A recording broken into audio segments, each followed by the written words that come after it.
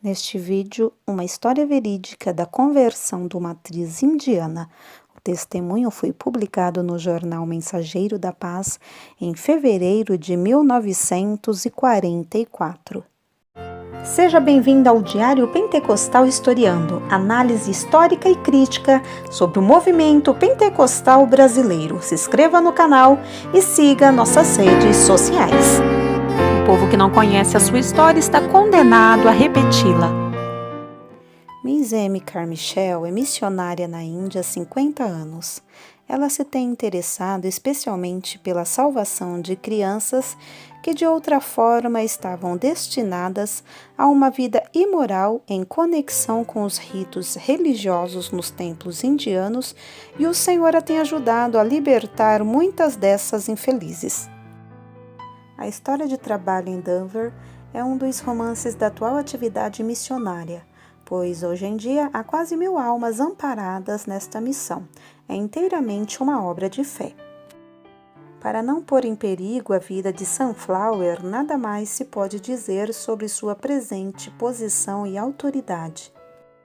Sunflower, Girassol, era uma pequena menina brahmane da religião de Brahma, portanto, da mais elevada casta da Índia, que morava na mesma aldeia e frequentava o mesmo grupo com Soldanella. As duas meninas ficaram muito amiguinhas, e quando Soldanella não podia assistir à aula, Sunflower costumava ir à casa de Soldanella e ensinar-lhe as coisas que ela mesma aprendera. Um dos livros usados naquela instituição dava um resumido estudo das diversas religiões, incluindo o cristianismo. Portanto, Sunflower leu acerca da vinda de Nosso Senhor Jesus a este mundo, do seu sofrimento na cruz e da sua ressurreição para a salvação dos pecadores. As duas pequeninas notaram que todos os outros deuses tinham as mesmas falhas e os mesmos pecados dos homens. Só Jesus deu a sua vida para salvar os homens dos seus pecados. O pai de Sunflower morreu quando ela tinha apenas 2 anos. Depois, ela e sua mãe foram morar com um tio. Quando a mãe rogava a este que arrumasse um bom casamento para a menina, ele respondia grosseiramente que não dispunha de dinheiro para o dote e que, portanto, a daria a um homem pobre. Isto causava muita tristeza no lar e muito terror ao coração da pobre menina, pois a frase "um homem pobre" significava um homem qualquer que a pedisse ao tio.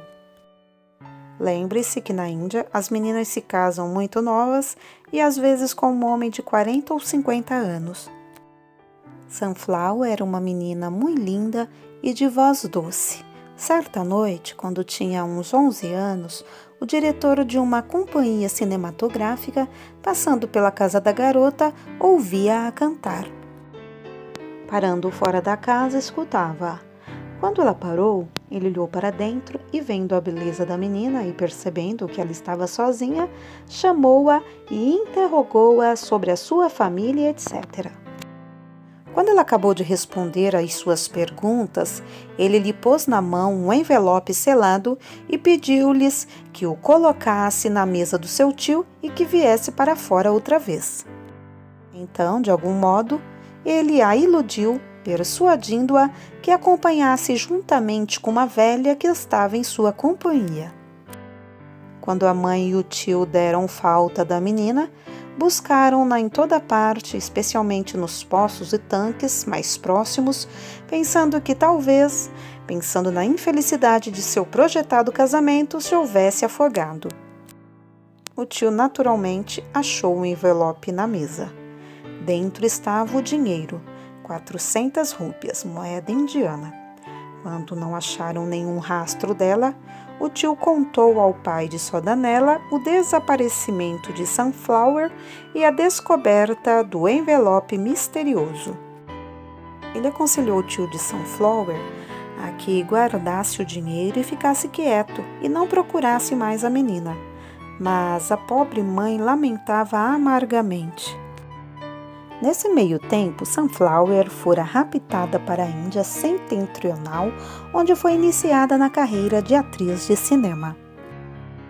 No princípio, ela se contentava com os belos trajes de seda e com as joias que lhe deram, mas depois de uns 4 ou 5 anos, quando já se tornara estrela bem conhecida e ganhava 1000 rúpias em cada filme em que ela aparecia, compreendeu melhor o que se passava em torno de si mesma e visualizava a vida íntima a qual o destino a levava mais perto dia após dia.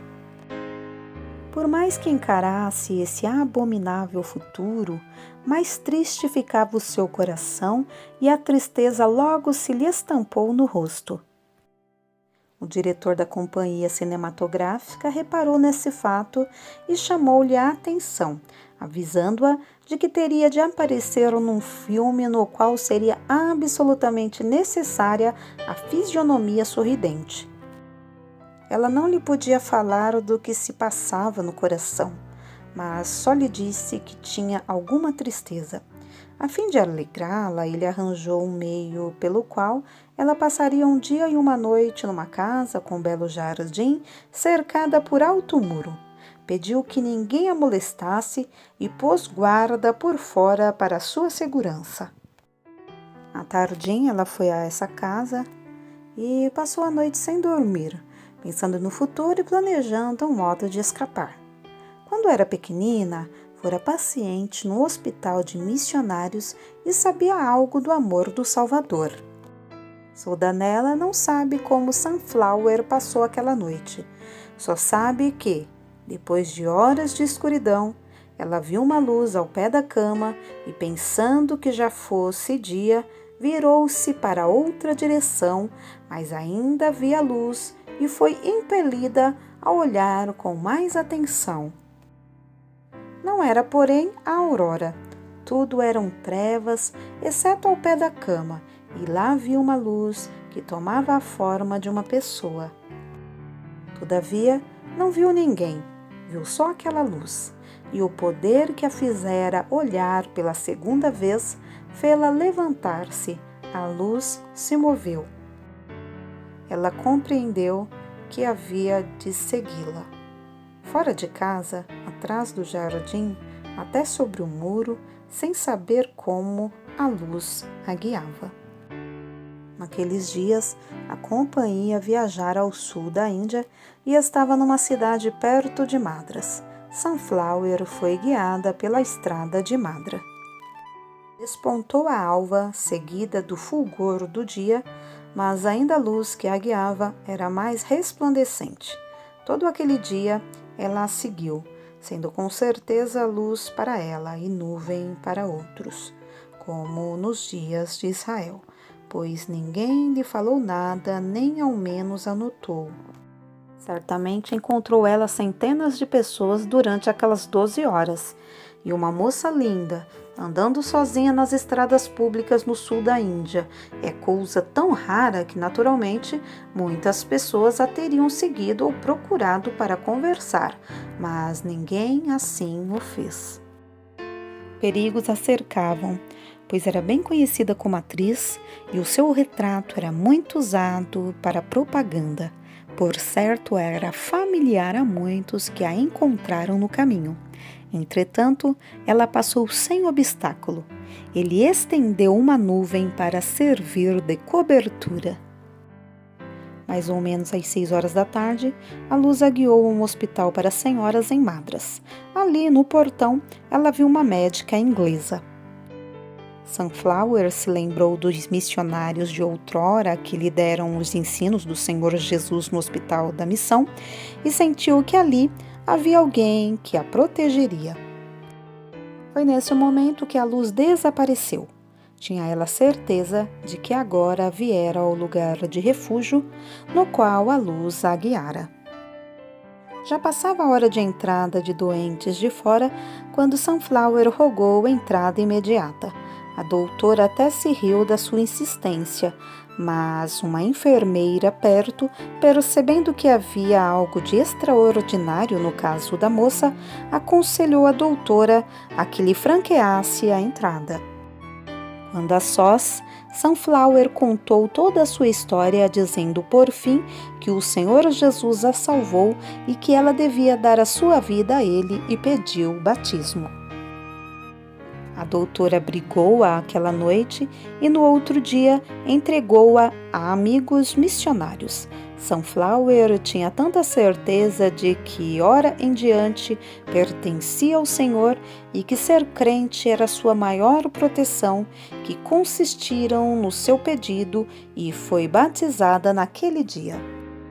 No dia seguinte, ela escreveu ao tio, relatando-lhe toda a maravilhosa história, frisando claramente que foi o Senhor Jesus quem operara o milagre que a salvou, e agora ela lhe pertencia e não mais a ele.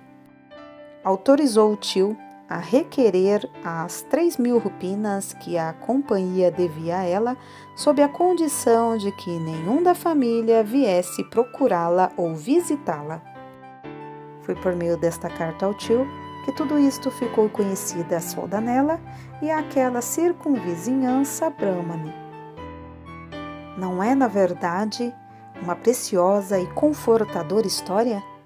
Desejo muito que ela sirva para confortar alguém cujos entes queridos se acham longe de recursos humanos. Não há nada que o Pai Celestial não possa fazer para seu filho. Do Pentecostal Evangel, por Laurence Onson.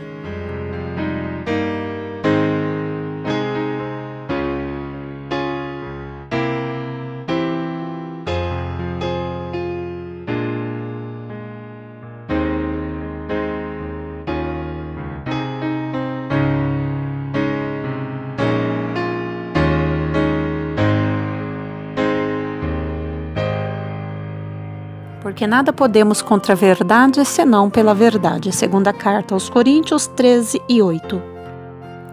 Se você gostou do conteúdo deste vídeo, se inscreva no canal, deixe o seu joinha, compartilhe e ative o sininho para receber do YouTube as notificações dos novos vídeos.